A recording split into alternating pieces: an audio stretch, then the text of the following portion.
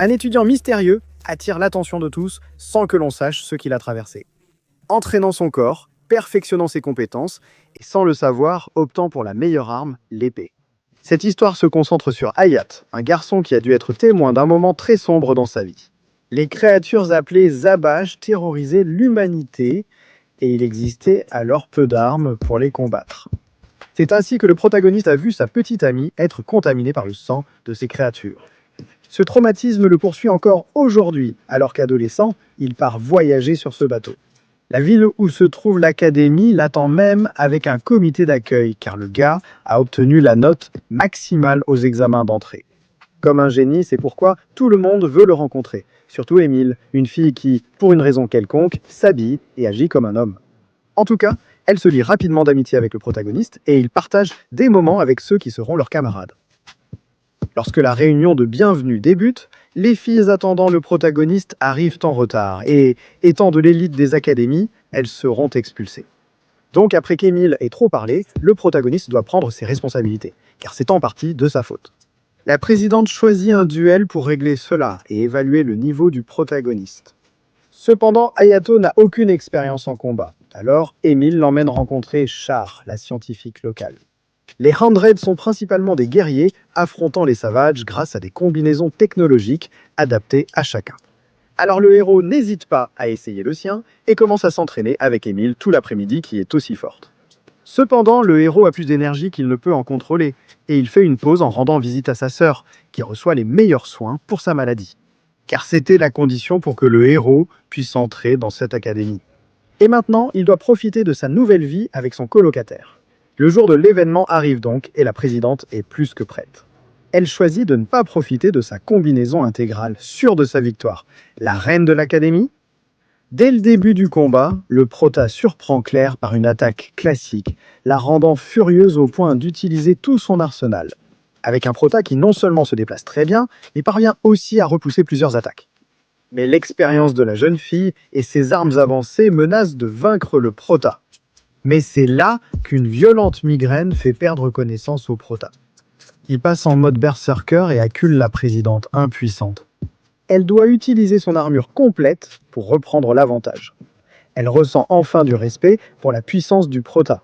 Même en le battant, elle sait que ce n'est pas une vraie victoire. C'était son premier combat, qui s'achève donc sur un match nul technique, avec des excuses. Et où le prota, désormais plus détendu, peut profiter de la ville avec Émile. Il se sent un peu mal à l'aise car c'est un rendez-vous avec un homme, alors il appelle Karen pour passer l'après-midi avec elle. Mais la présidente les trouve car elle veut proposer à Hayato de rejoindre l'équipe des Slayers de l'académie. Cependant, Émile souhaite aussi entrer et peut prouver son aptitude. Mais ici, ils sont interrompus par une alerte d'ennemis et voient qu'ils doivent immédiatement se rendre sur l'île qui est attaquée. Et où il y a beaucoup de monde, grâce à une idole reconnue. Ici, Char fait en sorte que le protagoniste soit emmené pour son premier vrai combat. Cependant, dès qu'ils arrivent au quartier général, ils se rendent compte qu'il s'agit de 3 sabbats et en plus, l'un d'eux possède un pouvoir inconnu. Le mieux est que les nouvelles recrues observent pour l'instant. Cependant, Hayato sait qu'ils ont besoin de renforts et que, lorsqu'ils arriveront, il sera déjà trop tard. Alors, le prota insiste pour les accompagner. Et la reine accepte, mais à condition qu'ils s'occupent du plus jeune après le tutoriel qu'elle vienne de leur donner. Hayato et Émile tentent alors de reproduire l'exploit et réussissent grâce à une attaque synchronisée. Cependant, pas d'ici, l'important c'est l'ennemi inconnu, qui s'avère être très puissant et parvient à éliminer les camarades de Claire.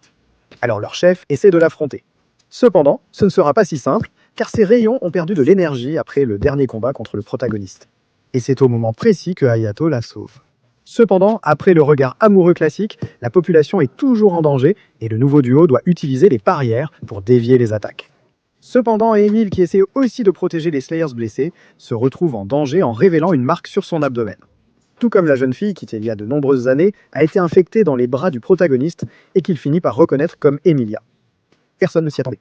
À cause de son traumatisme, il perd le contrôle, active son mode complet, gagne un pouvoir incroyable mais perd la raison. Et c'est seulement le baiser du véritable amour qu'il sort de cette transe. En fait, maintenant, il utilise son costume complet tout en gardant le contrôle de son esprit. Et cela leur donne l'occasion parfaite de vaincre Savage et de ressentir pour la première fois ce que c'est que de protéger une ville. Qui se souvient encore de ton nom en héros? Mais pour l'instant, il s'excuse auprès de sa sœur de l'avoir inquiété. Puis il se rend dans sa chambre où, sur ordre de la présidente Emilia, elle ne peut plus rester avec lui. Ils en profitent un peu tout de même pour clarifier que tous les deux possèdent un fond ce pouvoir berserker. Et que cela vient précisément du fait qu'ils ont été contaminés par le sang des abats, qui s'est parfaitement fusionné avec leur corps, les transformant en une espèce appelée variance. Ils ne sont évidemment pas seuls au monde.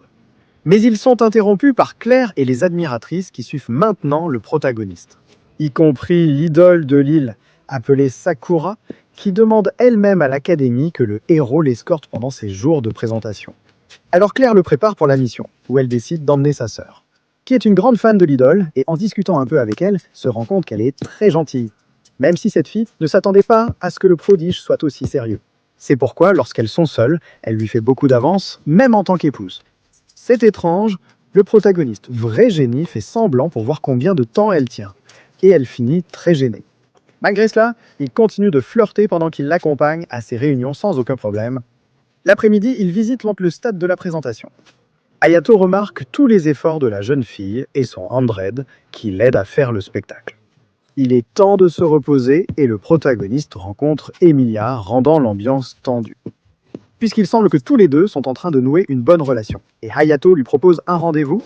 Il rencontre d'abord Claire qui lui dit que des humains ont volé des parties de Savage Mort et de se méfier de Sakura. Malgré tout, il doit d'abord voir Emilia, avec qui ils font de nombreux achats. Mais Claire, qui voit tout, est jalouse et décide de l'appeler en urgence car Sakura s'est échappée de sa chambre et ils doivent la chercher. Cependant, la fille les trouve en premier et le convainc de l'accompagner à un endroit qu'elle veut visiter. Il évite Emilia pour ne pas avoir de problème avec les étudiants en portant des vêtements féminins. Elle l'emmène finalement sur une hauteur de l'île. La fille en profite pour confier au héros qu'elle l'admire car il a protégé le lieu préféré de sa mère, décédée dans l'accident des héros. Quand ils étaient enfants, tous. Mais pour elle, ça a été très dur avec son père. Après tout, il l'a vendue à une femme nommée Vitaly, qui a tenté diverses expériences pour la transformer en variante. Durant tout ce temps, seul un garçon touché par son chant l'a réconforté. Vous ne devinerez jamais qui c'était. Cela le rend encore plus amoureux. En rentrant, la voiture est attaquée par un des sabbats restants sur l'île que le protagoniste doit affronter. Même désavantagé sans costume, il ne peut pas abandonner et fait ce qu'il peut. Même Sakura finit par aider avec le bouclier de son costume pour que Hayato puisse détruire le noyau de l'ennemi.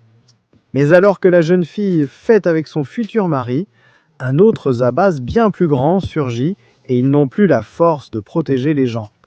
Heureusement, ils ont gagné assez de temps pour les renforts, qui s'avèrent être les autres recrues. Alors ils unissent tous leurs forces et élaborent un plan pour vaincre la bête. Ce n'était pas pour le fait qu'à l'instant crucial, des Andrettes inconnus et puissants surgissent pour les bloquer, rappelant ce que Claire disait sur les humains aux Andrettes illégaux. Et ceux-ci, de façon étrange, mettent fin aux Avas d'une manière assez violente, en buvant le virus, qui est aussi mortel que s'il s'agissait d'eau. En plus de prendre les 2 noyaux des bêtes lors de leur mission. Après leur retour sains et saufs, Charlie explique au protagoniste que les sangs utilisent des parties du noyau des Chavas. Certains, comme Vitaly, tenteront de créer leur propre machine. Mais bon, maintenant, ce qui compte, c'est le concert de Sakura, qui est motivée après avoir vu le protagoniste. Et elle donne la meilleure prestation de sa carrière. Pour sa mère, sa fan, et aussi bien sûr Hayato, à qui elle promet qu'elle reviendra bientôt pour se marier. Dès le lendemain, elle est déjà dans son lit puis à l'académie à l'embrasser, provoquant le chaos parmi les autres femmes du harem. D'autant plus car c'est le jour de la plage où toutes veulent impressionner le protagoniste. Emile est désavantagé car il ne peut pas révéler son genre, ce dont Sakura profite au maximum.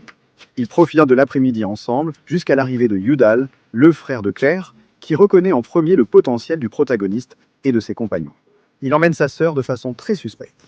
Après, ils découvrent des problèmes et doivent voyager dans les montagnes pour combattre. De nombreux sabbats sont toutefois apparus. D'abord, Yudal emmène le protagoniste au fond du bateau et lui montre la source d'énergie de l'endroit, qui s'avère être sa petite sœur, Lisa. Est-ce la même intelligence que celle du bateau ? Et qui était une variante qui a tellement perdu le contrôle de son pouvoir qu'elle est entrée en hibernation dans cette sorte de coupole, libérant de l'énergie pour maintenir un bateau. Même si Yudal tente de se faire réveiller par le protagoniste, Claire le remarque et cela échoue. Le problème, c'est que Yudal n'agit pas pour sa sœur, mais parce qu'il a besoin d'elle pour ses propres plans. Mais il faut poursuivre la mission. Les escadrons se préparent et voyagent vers la ville d'origine d'Emilia, où l'on découvre qu'elle en est la princesse. Mais l'on découvre aussi qu'il y a des variants.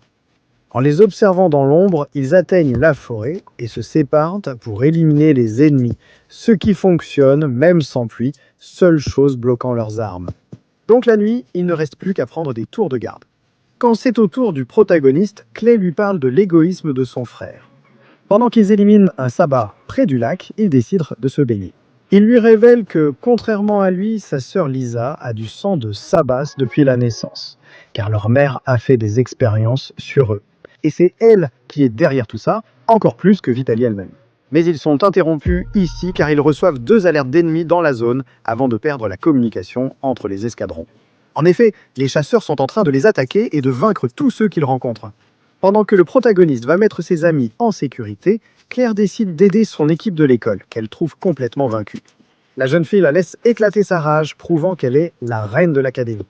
Cependant, par malchance, il commence à pleuvoir et leurs armes ne peuvent plus utiliser la magie, ce dont l'ennemi profite pour attaquer en groupe.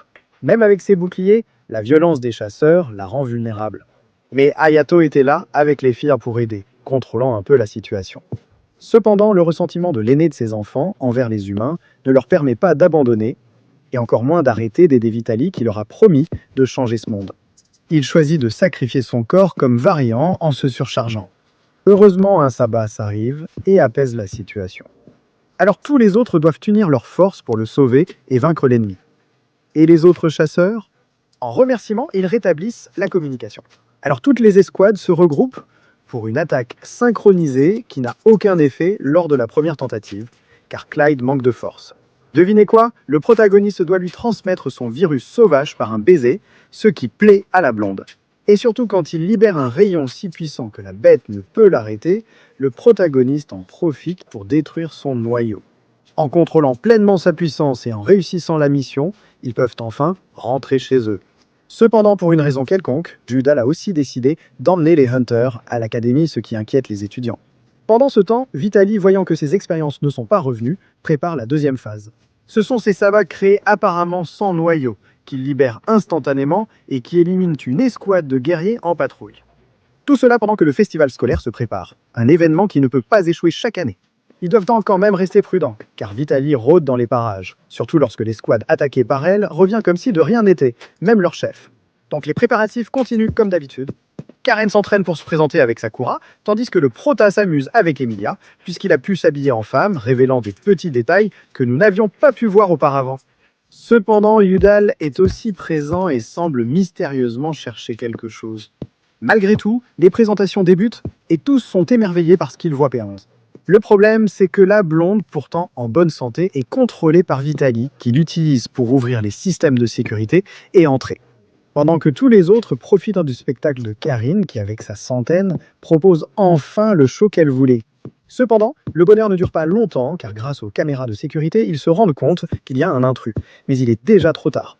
La fille a implanté dans toute l'académie cette sorte de guêpe, avec des noyaux qu'elle a récoltés chez les sabbats, même si elles ne sont pas très puissantes pour les étudiants. Leur fonction est d'interférer avec les transformateurs d'énergie, ce qui met le système en échec, car les guêpes contrôlent maintenant les ordinateurs et la sécurité. Elles laissent passer un avion qui s'écrase sur le navire et libèrent de nombreux savages sans noyau, déjà vus. Et ils veulent détruire les panneaux d'énergie pour atteindre les civils. Un véritable attentat contre les Android. Avec ce chaos, il ne reste plus qu'à la reine de l'académie de sortir se battre. Cependant, ils ne peuvent pas rester sans un leader pour les guider. C'est pourquoi le Prota et Emilia décident de prendre cette tâche en risquant leur vie pour ne pas laisser mourir autant de gens. Pendant que Vitaly recrute à nouveau les chasseurs, dont 2 d'entre eux ne sont plus très sûrs d'attaquer. Ces gens qui les ont si bien accueillis. Alors la fille les oblige avec leur collier de naissance, tandis que le protagoniste essaie de défendre la barrière de toutes ses forces. Cependant, ces créatures, n'ayant pas de noyau, deviennent une distraction incroyable. Pendant ce temps, Vitaly manipule les chasseurs pour atteindre Lisa. Intelligence déjà observée. Voilà pourquoi il sacrifie ses alliés, ce que les chasseurs finissent par ne plus tolérer. Mais Vitaly n'a plus besoin d'eux, surtout maintenant qu'il est face à l'objectif qu'il a toujours recherché. Cependant, Udal apparaît. Il fait partie de la colère de la jeune fille, car il l'a séduite, puis abandonnée. Et nous voilà avec Udal qui savait que les choses se passeraient ainsi, même les mauvaises choses qu'ils ont endurées, et il n'a rien fait. En ce moment, les sabbats artificiels émettent un son qui affaiblit tout le monde, et Udal le savait déjà, mais il n'a pas levé le petit doigt. Mais en revanche, il avait préparé sa sœur Lisa, qu'il avait déjà réussi à libérer de sa prison. D'énergie ruine le plan de Vitaly, que Udal finit par anéantir. À l'extérieur, le chant de Sakura et le soutien de Lisa redonnent de l'énergie aux Slayers. Ils peuvent maintenant combattre les abats, rassemblés en masse, et le Prota décide d'utiliser toute sa puissance améliorée. Il semble réussir, mais soudain, la créature se relève, alors que Hayato est trop faible pour poursuivre. Les Hunters, en quête de rédemption, sacrifient leur stabilité et utilisent tout leur pouvoir pour sauver l'Académie. Cependant, c'est la plus jeune qui était la plus affectée, en abusant de son pouvoir, provoquant chez elle un état de surcharge qui pourrait faire exploser toute la ville. Claire prend donc la difficile décision de lui porter le coup final. Mais le Prota, aidé par Lisa qui lui donne la force de sauver son ami, parvient à toucher sa conscience en tentant d'utiliser des mots. Mais la bête est incontrôlable et Claire doit l'éliminer. Alors le Prota, d'une manière ou d'une autre, avec son pouvoir, finit par l'atteindre pour l'apaiser, lui offrant maintenant une nouvelle option. Et c'est que, pour la première fois de sa vie, elle peut être libre. Elle n'aurait plus à servir personne, apaisant totalement la fille qui reprend ses esprits, offrant ainsi la plus grande victoire aux Hundreds. Ainsi, la nuit venue, tous peuvent en profiter de leur victoire. Pendant ce temps, Hayato, le héros, reçoit un baiser d'Emilia, accepte ses sentiments et ils décident d'être ensemble. La jeune fille révèle alors à tous qu'elle est en réalité une femme. Et certains célèbrent, d'autres sont jalouses, mais leur relation ne changera pas, surtout tant que le monde restera en paix. En s'arrêtant ici, la série, qui se termine de façon assez fermée et plusieurs années après sa publication, n'a pas de suite pour le moment. J'espère que vous avez aimé le résumé, et en attendant d'avoir plus de chapitres de ce Donois, je vous laisse avec une autre de ces histoires, qui est vraiment très bonne et assez méconnue. Ce petit garçon est maintenant un adolescent qui vit son premier jour à l'académie, et il est vraiment gentil. Cependant, certains de ses camarades ne le sont pas autant, car il s'avère que Rai est le fils d'une famille ordinaire de fermiers. C'est quelque chose d'inacceptable dans ce genre d'académie, remplie d'enfants de politiciens ou de grands sorciers. Car dans ce monde, la magie fonctionne. Ainsi, cette académie maintient un haut niveau d'étudiants, ce qui explique leur mépris envers le fermier. Sauf cette fille, appelée Amelia Rose, qui, bien qu'elle soit l'héritière de l'une des 3 familles les plus puissantes de l'endroit, le traite comme un camarade parmi tant d'autres. Finalement, elle a une bonne impression de lui. Il faut aussi préciser que le protagoniste ne se soucie pas de l'opinion des inconnus. Lors de la cérémonie des nouveaux élèves, la directrice Abby, la plus puissante de la région, s'exprime tandis que le protagoniste s'adapte à sa nouvelle école. Lors de sa présentation, il précise venir d'une famille ordinaire. Ce qui fait que la plupart de ses camarades lui en veulent sans raison valable. Pour accéder à cet endroit, il faut réussir une épreuve prouvant sa valeur. Mais bon, Ray reste simplement concentré, même si ce n'est pas vraiment sur le cours, mais plutôt sur des souvenirs qui semblent le tourmenter. En tout cas, après un peu de théorie sur les sorts et tout ça, on voit comment. L'objectif pour ces étudiants est de devenir l'un des 7 plus grands sorciers du monde. Parmi lesquels d'ailleurs, il y a la directrice. Mais pour le moment, ils sont emmenés dans une zone d'entraînement où on leur explique les bases pour créer des sorts et de la magie à partir des états de la matière. Ce qui au début est facile pour certains, mais difficile pour le protagoniste, ce qui continue d'alimenter le rejet de ses camarades. Mais Rai s'intéresse ici à une fille qui était à l'écart pendant le cours. Et il finit par la suivre jusqu'à la bibliothèque où il découvre qu'elle a des goûts en livres et en auteurs similaires à ceux du protagoniste. En plus de partager d'autres choses, comme le fait que tous les deux sont harcelés pour des raisons absurdes.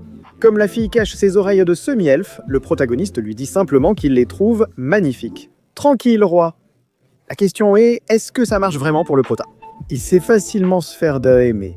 Il se lie d'abord d'amitié avec cette fille, puis rencontre son premier ami et colocataire, partageant le même retard. Donc Perfecto rencontre aussi Rebecca.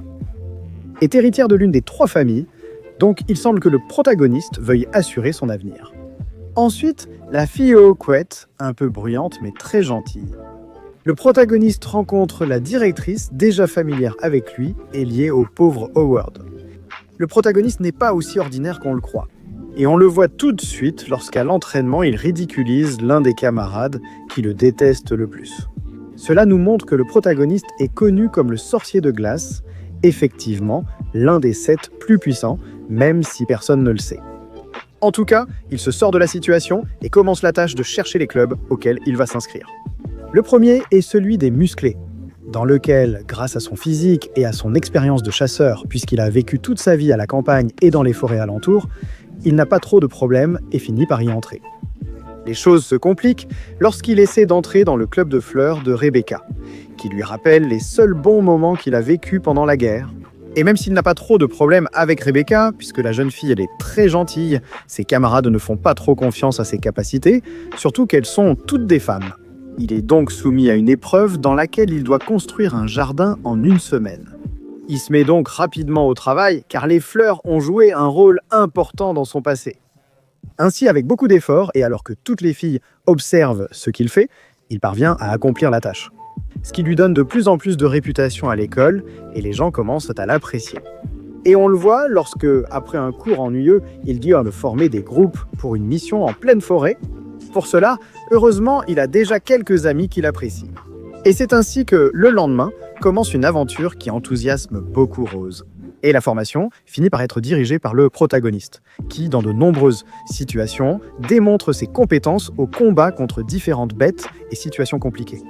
C'est justement là qu'il tombe sur les harceleurs du protagoniste, qu'il finit par défendre contre une bête qui semblait de haut niveau. Rose se demande vraiment qui est Ray. Cependant, elle n'a pas beaucoup de temps pour réfléchir, car un type mystérieux injecte à la bête une sorte de malédiction qui la ramène à la vie, mais cette fois beaucoup plus puissante et agressive, ce qui dépasse largement les capacités physiques du protagoniste. Alors que d'autres camarades s'approchent pour voir la situation, les amis du protagoniste unissent leurs forces pour donner à Ray une chance d'en finir avec la bête, qu'il fait disparaître, et où le type mystérieux s'en va aussi. Sauf le même gars habituel appelé Hal, qui semble le détester de tout son être et sans raison. Le fait est qu'il récupère les sauts nécessaires pour Isexa pour passer l'épreuve et qu'ils finissent à la première place. Cela ne semble être un exploit que pour eux. Comme les autres sont peu satisfaits, cela démotive Ray, mais il garde le soutien de son équipe. Il décide ensuite de rendre visite à Lydia, sa professeure de toujours, grâce à qui il est si puissant. En réalité, cette fille commence par le prévenir que, récemment, grâce à une invitation reçue, il a découvert un groupe de fous nommé Eugénésiens, qui capturent des prodiges de la sorcellerie pour étudier littéralement le fonctionnement de leur cerveau. Et pendant que leurs victimes sont encore en vie, ils font toutes sortes d'expériences, allant jusqu'à arracher des parties du corps. Alors il avertirait qu'il pourrait être une cible, et maintenant, avec les limitations de sa maîtresse, il ne peut pas l'aider. Cela dit, les nouvelles amitiés du héros sont une joie pour la jeune fille, qui était habituée à voir le protagoniste toujours déprimé pendant son époque de soldat. Après cette visite, il rencontre Elisa, qui l'accompagne un temps à la bibliothèque, que la jeune fille peu expérimentée prend pour un rendez-vous. Cependant, après avoir passé un moment ensemble et lorsqu'ils décident d'aller manger, ils finissent aussi par croiser Clarisse, ou la fille aux couettes, qui se trouvait également dans les environs. Le protagoniste partage-t-il son temps entre les deux? Puisque, comme nous l'avons vu, presque tout ce qu'il a vécu dans sa vie s'est passé entouré de filles, et on le voit assez détendu en parlant avec des femmes. Ce qui justement l'aide à ce que toutes commencent à s'attacher à lui. Comme par exemple Rose, donc il finit par retrouver après une réunion de famille, et ils finissent par avoir un rendez-vous où elle achète des vêtements. Certaines situations typiques d'un auteur japonais montrent la fille appréciant inconsciemment. Cependant, il doit être prêt, car la compétition des chevaliers approche, où le meilleur sorcier de l'académie sera choisi. Cela va de pair avec le fait que le plus grand fan du protagoniste accumule tant de pouvoir qu'il en perd le contrôle. Tout ça uniquement pour éliminer le protagoniste, qui est justement surveillé par le mystérieux individu vu plus tôt. Mais la situation s'arrête là. Le protagoniste ignore tout et se consacre à ses tâches, vivant aussi des situations curieuses, comme voir la présidente du club déguisée en lapin. Cependant, comme le gars ne s'énerve pas trop, les filles non plus, alors Rebecca laisse passer l'incident pendant qu'il passe d'un moment plutôt agréable avant le début des cours. C'est un entraînement pour le tournoi à venir. Et c'est là que Rose, après avoir démontré son habileté, décide de défier le protagoniste à un duel. Pour voir quel était le niveau qu'il cache vraiment, et il finit par accepter même s'il ne veut pas participer au tournoi. Un combat équilibré débute, aucun des deux ne parvient à toucher l'autre. Cependant, la technique de la jeune fille commence à lui rappeler son passé avec le pauvre Howard et leurs entraînements. Il en vient à perdre brièvement la raison et manque de peu d'attaquer violemment sa camarade. Il se ressaisit donc à la dernière seconde et perd le combat. Même si la plupart des gens ne le ressentent pas ainsi, en fait ses nouveaux amis commencent à lui redemander qui il est vraiment. Cependant, c'est à ce moment-là qu'Hal apparaît, cette fois avec un regard perdu, défiant le protagoniste à un duel qu'il accepte, même s'il ne s'y attendait pas.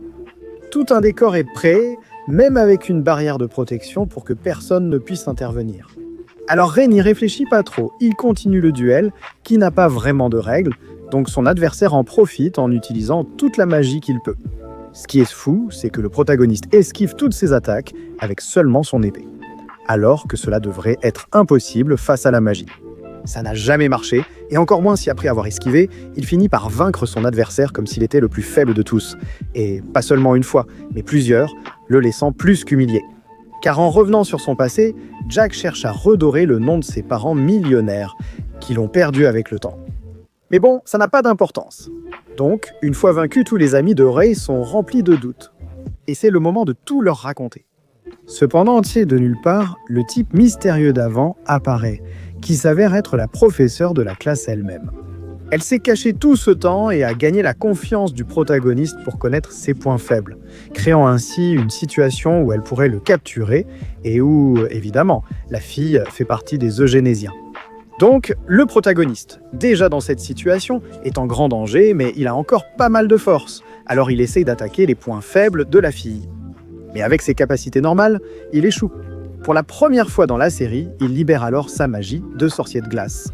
D'après certaines choses que nous avons entendues, c'est censé être l'une des plus puissantes parmi les 7.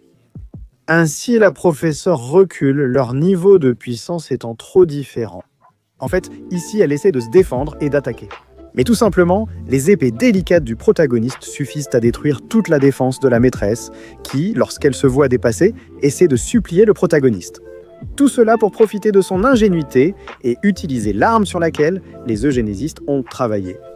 Un virus qui modifie toute la structure du corps et qui finit par transformer la jeune fille en une véritable bête dotée d'une force brutale, à la hauteur même du protagoniste, car lui-même ne peut pas encore contrôler totalement ses pouvoirs, et cette même magie commence à lui causer des blessures. Ainsi, après quelques coups et un combat acharné, on remarque que le corps du protagoniste atteint déjà la limite de ses capacités. Ce que l'ennemi utilise heureusement pour attaquer plus fort. Ce qui donne au protagoniste la seule occasion de la finir en l'anéantissant avec son don de glace et en sauvant ses amis. Mais en laissant son corps dans un état grave qui le fait s'évanouir et qui nous amène cette fois au passé du protagoniste, où l'on voit comment l'escadron des 7, dirigé par Lydia. Il y a de nombreuses années, ils se trouvaient en mission sur le front de la guerre. Ils y trouvent un petit garçon abandonné, qu'elle sauve sans imaginer l'affection immense qu'elle lui portera. En réalité, le petit posait problème car les 7 étaient en mission. Mais son charisme a fait que, petit à petit, tout le monde s'est attaché à lui, surtout Lydia, la Carole aux cheveux roses. Et le pauvre Howard, ce qui a fait qu'avec le temps, il est aussi devenu l'un des soldats. Avec tout ce qu'il devait apprendre et l'héritage du pouvoir de sa maîtresse. Cependant, ce n'est pas un environnement pour un enfant, encore moins dans un endroit rempli de morts. Ainsi, lors d'une mission, Poudlard sacrifie sa vie pour sauver le garçon et sa maîtresse.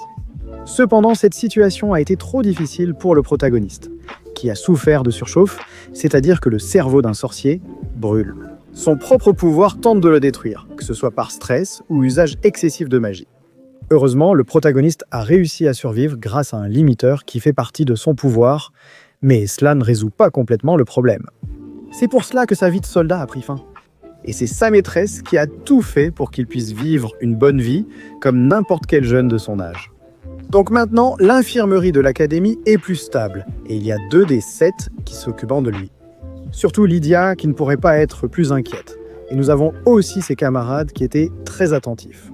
Et à qui, enfin, il décide de révéler que l'un des 7 mages les plus puissants du monde est un jeune homme dont le corps ne le supporte pas.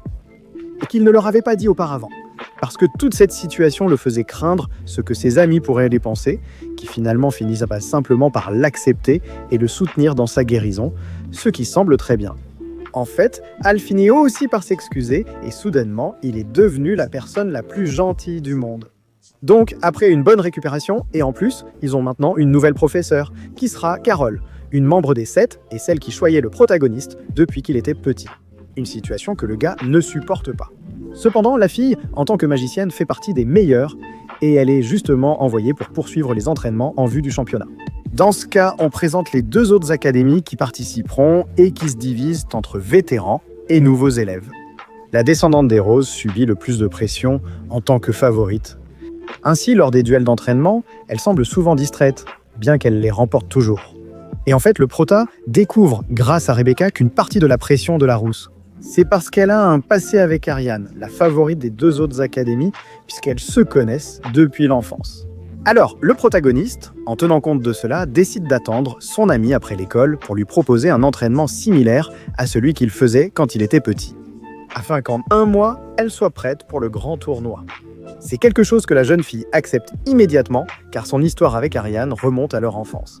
Et même si elles étaient de très bonnes amies, la rousse s'est éloignée de leur relation, car elle se sentait inférieure à son amie, et cela lui laisse un pincement au cœur depuis longtemps, car elles ne se parlent plus. L'entraînement du protagoniste démarre dès le lendemain. Il attend la protagoniste devant sa porte avec une routine intense et un rituel, ce qui devient un calvaire pour Rose. Cela fait partie du plan du protagoniste, dans une séquence probablement amusante pour les Japonais. Nous abordons la 2e partie du plan, où le protagoniste change temporairement de genre. Pour chercher la célèbre Ariane dans son académie, cependant. D'abord, et afin d'éviter d'attirer trop l'attention, il rencontre sa petite sœur, qui l'aide à s'orienter dans cette académie. Et après que Rai ait attiré l'attention partout, il finit par rencontrer la célèbre Ariane, qui, comme on pouvait s'y attendre, est une fille très gentille, mais aussi très astucieuse. Et elle finit par découvrir la véritable identité de Rai. Ce dont profite le protagoniste pour lui parler de tous les efforts que fait son ancienne amie pour lui offrir un bon combat. La jeune fille est ravie et le protagoniste retourne à l'académie, sa mission terminée. Et au passage, il fait la connaissance de la petite sœur de Rebecca, qui devient admiratrice de cette personnalité féminine. Le protagoniste revient vers Rose pour continuer l'entraînement, se sentant de plus en plus prête. Donc lorsqu'elle n'a plus rien à lui enseigner, ils entreprennent le voyage vers la ville où se déroule l'événement, là où commence le grand tournoi. Semble moins important qu'en réalité. En fait, on ne voit qu'un seul combat des filles les plus importantes, juste pour jauger à quel point elles sont fortes. Et le reste des participants disparaît comme par magie grâce au scénario, à l'exception de Hal, à qui ils essaient de donner un développement de bons personnages. Mais ils finissent par le détruire facilement, car cette fille semble avoir un pouvoir assez fou. Ainsi, le combat final entre les deux arrive. Pendant ce temps, on passe un peu à la compétition des vétérans, où Rebecca représente comme toujours. Même si elle semble aussi avoir une rivale à sa hauteur pour la finale. Pendant ce temps, on voit que Rai est surveillé depuis l'ombre. C'est alors que le chef du club des musclés apparaît, qui finit par l'emmener dans une pièce où il s'avère que sa professeure et la directrice ont une équipe secrète à leur disposition. Il semble que les eugénésiens veuillent attaquer les filles des 2 familles principales. Et Lydia recommande au protagoniste de l'aider à protéger la zone, justement avec l'aide du musclé. Cependant, Aéré a un problème bien plus important en tête. Rose traverse un gros doute sur sa capacité à gagner le tournoi. Après lui avoir laissé de l'espace, le protagoniste engage une conversation devant sa porte et lui explique qu'elle ne doit pas répondre aux attentes des autres. Qu'est-ce qu'il a remarqué que la fille fait ? En plus de lui dire qu'elle doit croire en elle et tout laisser tomber si c'est vraiment ce qu'elle aime. L'optimisme, c'est ce qui change complètement le visage de la fille. En fait, elle le laisse l'accompagner toute la nuit et il y a même un petit contact de main. Mais l'important, c'est que la fille parvient à se calmer pour qu'elle soit plus enthousiaste le lendemain. Pour la rencontre où, sans trop de problèmes, il y a un excellent début, car les deux donnent leur maximum. Le problème pour Rai, c'est que pendant que les anciennes amies se battent, Clarisse est justement enlevée par les eugénésiens. Alors le protagoniste, avec l'aide de l'escouade de sa maîtresse, commence la recherche dans tout le Colisée. Pendant le combat, Ariane prend l'avantage grâce à son pouvoir mieux maîtrisé. Tout comme Rai, qui en ce moment se trouve dans le sous-sol où il trouve tous les kidnappés. Mais il y a aussi une sorte de marionnettes contre lesquelles le protagoniste doit devenir sérieux s'il veut sauver son ami.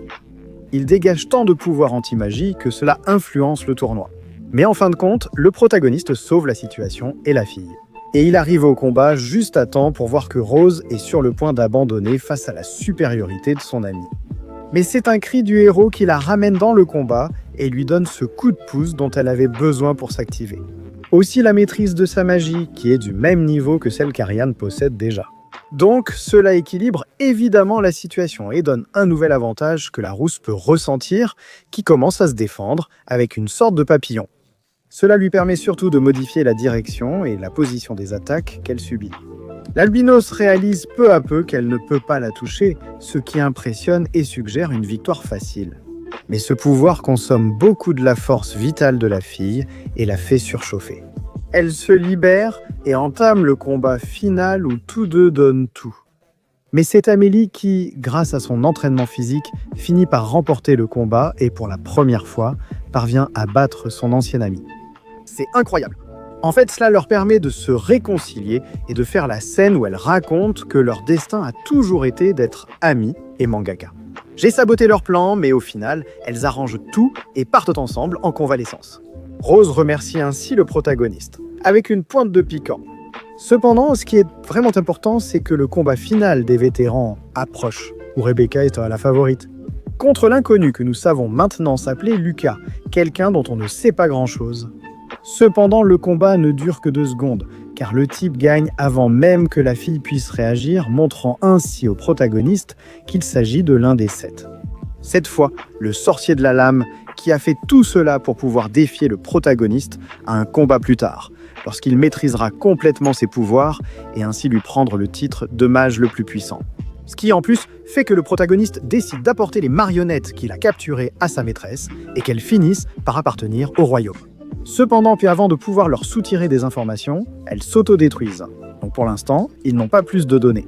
Le protagoniste revient en cours seulement pour organiser le festival scolaire, axé sur un café de servante auquel toute la classe participera. Cependant, ils sont interrompus par la nouvelle que Rebecca, maintenant soudainement, est fiancée à un type nommé Evan. Cependant, cela ne cache que des mystères lorsque nous voyons justement certains des gars des Eugénésiens parler de comment. La fille est un réceptacle qu'ils ont presque capturé, ce qui rend tout cela étrange. Cependant, ses amis et compagnons se contentent seulement de la soutenir dans sa décision, ou enfin celle de sa famille. Pendant qu'ils s'occupent de tout préparer pour le festival, qui approche à grands pas et pour lequel le prota est en train de diriger. Donc il gagne le respect des hommes de la classe avec son idée d'émède. Lorsqu'il fait son rapport au conseil des élèves, où sont Rebecca et son amie, c'est cette dernière qui discute avec lui. Et elle demande à Ray d'enquêter sur le prétendu fiancé de Rebecca, Evan, car on ne sait vraiment rien sur ce type. Rebecca semble la moins satisfaite de cette décision, alors le protagoniste sollicite son enseignante. Pendant ce temps, arrive le jour des mets où tout le monde fait son travail et tout semble se dérouler normalement. Cependant, le protagoniste prend l'après-midi pour accompagner Rebecca chez elle, qui n'est autre que le manoir de son fiancé. Ce qui est déjà assez étrange, car ils ne sont même pas encore mariés. Ils arrivent, Evan surgit mystérieusement, remercie Ray et repart avec sa copine. Mais c'est justement là que Ray est appelé par le groupe de recherche de Lydia. Ce groupe lui dit que le type garde ses mouvements secrets et qu'il a récemment des activités étranges pour son âge. Celles-ci pourraient être directement liées aux eugénistes, c'est-à-dire obtenir des organes pour des expériences. Et qu'il pourrait viser la fille de l'une des familles les plus importantes. Est-ce logique ? Ce que nous confirmons rapidement lorsque nous voyons la véritable tenue d'Evan. Et comment il cherche le regard de sa fiancée pour se venger. C'est pourquoi il se comporte en harceleur, tandis que la jeune fille, lasse, tente de s'en éloigner. Ce à quoi le type répond simplement qu'il met sa vie en danger. Et celle de sa sœur, puisqu'il semble que la jeune fille endure tout cela pour protéger sa petite sœur. Cela s'ajoute au fait que, dans ses derniers rêves, la jeune fille a revécu des souvenirs douloureux du protagoniste. Ce qui intrigue la jeune fille, qui ignore encore comment parler à Ray. Mais quand elle le voit trop parler à sa sœur, elle devient jalouse. D'après ses propres mots, Ray a beaucoup d'influence sur les femmes sans en être conscient. Ignorant que Ray ne se soucie que de Rebecca et demande à sa sœur de ses nouvelles. Le fait est que le lendemain, alors qu'ils profitent du festival, Rebecca cherche le protagoniste pour lui parler de ce qu'elle a rêvé, mais finalement, elle n'en est pas capable. Le protagoniste reprend son rôle de maid, ayant fini par aimer s'habiller en femme, et où tous les élèves semblent s'amuser.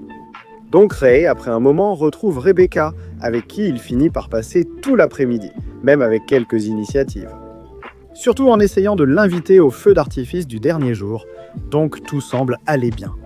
Cependant, le soir, Ray est convoqué à une réunion où on lui dit que Rebecca est en danger de mort et qu'ils ont besoin qu'il s'en occupe, à la demande du propre père de la jeune fille. Ici, on ne nous en dit pas plus et on voit simplement Rebecca souffrir dans sa chambre, car ce qu'elle a dans l'œil lui cause beaucoup de douleur. Et où Ray, qui sait maintenant tout, décide d'en parler à son ami. Pour que le lendemain, le dernier jour du festival, tout commence de façon assez normale. Mais ce n'est pas le cas, car après un moment où le protagoniste divertit tout le monde déguisé en femme, il se rend compte que Rebecca a été enlevée par son fiancé et emmenée dans un château entouré d'une barrière protectrice. Et là, avant d'arriver, de nombreux démons attendent le protagoniste, qui décide d'entrer dans l'endroit déguisé en femme. Ainsi, il n'est pas attaqué de toutes ses forces. Mais malgré cela, il y a beaucoup d'ennemis et il ne fait que perdre du temps. Ainsi, grâce à son ami qui a appelé le reste des compagnons, la bataille s'équilibre un peu. Pendant que Rebecca commence à remarquer qu'il y a un chaos total à proximité et que sa sœur sera la première à apparaître pour la sauver. Cependant, elle ne peut rien faire face à des ennemis si puissants. Alors passons au protagoniste qui essaie de gagner du temps et grâce à ses amis, il peut continuer d'avancer. Tandis que les autres gèrent la situation, il se rappelle avoir rencontré le père de Rebecca qui lui a dit que sa fille a un œil de sorcière si puissant que tous le convoitent. En plus, la jeune fille n'a pas réussi à contrôler tout ce pouvoir. Et si elle perd le contrôle, ni elle ni sa sœur ne survivront de nombreuses années. Le protagoniste motivé atteint le sommet de la montagne. Sur place, nous apprenons qu'Evan, avec Rebecca, est en fait l'un des 7 sorciers infiltrés. Ici, il s'agit de la mystérieuse sorcière de la fabrication, apparemment très puissante, qui veut aider Rebecca. Même si ses méthodes sont assez extrêmes. Lorsqu'elle fait face à Evan et aux Eugéniens, le protagoniste arrive alors pour découvrir la situation. Même s'il ne comprend pas tout, il sait que la nouvelle sorcière n'est pas mauvaise. Cependant, il a le projet de pousser à l'extrême les sentiments de Rebecca ainsi que son pouvoir. Le protagoniste capable de sceller sa magie de glace pourra contrôler la jeune fille, mais pour l'instant, ils doivent gérer les démons. L'un d'eux semble d'ailleurs particulièrement intéressé à éliminer le protagoniste, car sa réputation parmi les méchants est assez grande. L'autre fille a choisi de rester avec Evan, mais elle le bat rapidement car il ne tient pas longtemps. Et même s'il utilise l'amélioration des Eugénésiens, cela ne lui sert finalement à rien. Alors ses derniers mots sont qu'il a affronté la plus puissante des 7. Mais elle le corrige immédiatement, lui disant que le plus fort est le type de glace, allant même jusqu'à dire qu'ils jouent dans des ligues totalement différentes. Alors nous revenons à Ray, qui semble être en train de se faire sérieusement malmener. Mais nous avons déjà entendu qu'il s'agit du sorcier le plus puissant de tous. Et lorsque finalement son amélioration atteint un bon niveau, elle prend une couleur rouge qui empêche son ennemi de s'éloigner. Et il ne peut pas non plus empêcher que son corps soit consumé par la glace. Toute cette puissance affecte fortement le protagoniste, qui s'évanouit après avoir vaincu son ennemi. Pendant ce temps, le reste de l'équipe fait de son mieux contre tous les démons. Améliorés, mais avec une grande aide grâce aux derniers jours d'entraînement qu'ils ont eus. Cependant, ces bêtes semblent immortelles. Et c'est là qu'ils reçoivent l'aide des vétérans des 7, qui arrivent au bon moment pour montrer toute leur puissance. Pendant ce temps, revenant au combat principal, la sœur de Rebecca finit par exploser d'impuissance, reprochant à la jeune fille de ne jamais lui parler de tout ce qui lui arrive de mal. C'est pourquoi tous se retrouvent dans cette situation, surtout Ray et elle. Alors Rebecca lui répond qu'elle aussi a fait beaucoup de sacrifices pour s'occuper d'elle, ce qui déclenche une dispute entre sœurs qui finit par donner le dernier coup de pouce pour que Rebecca perde le contrôle. Surtout payer son pouvoir, elle crée une zone de radiation magique où tout devient chaotique. Mais le protagoniste, reprenant des forces, choisit d'aider la jeune fille avec sa dernière magie. Après être entré dans la zone, il parle à la jeune fille, lui remonte le moral et use de tchatcher pour rendre le moment parfait. Où il finit par sceller une bonne fois pour tous ses pouvoirs, de la même manière qu'il scelle les siens. Résolvant ainsi un grand problème et calmant les actions des Eugénésiens, qui ont perdu certaines de leurs têtes les plus fortes. Beaucoup sont désormais reconnaissants envers le prota, surtout les filles qui en ont le plus bénéficié. Le protagoniste retourne en cour entouré de nombreuses filles qui l'aiment. Finalement, ce n'est pas une si mauvaise fin pour quelqu'un autrefois aveuglé par la guerre et ayant perdu de précieux amis. Nous laissant ainsi sur une fin heureuse où même ses professeurs l'accompagnent encore. et où on nous laisse simplement avec une scène finale où Ariane apparaît pour l'inviter à un tournoi en duo, qui est très important dans la ville, nous laissant avec une fin ouverte à une suite. Pour ma part, c'est tout. J'espère que vous avez aimé cet animé. 400 commentaires pour en avoir plus. Comme l'a dit mon père, je vous laisse. Pour moi, jamais aucun.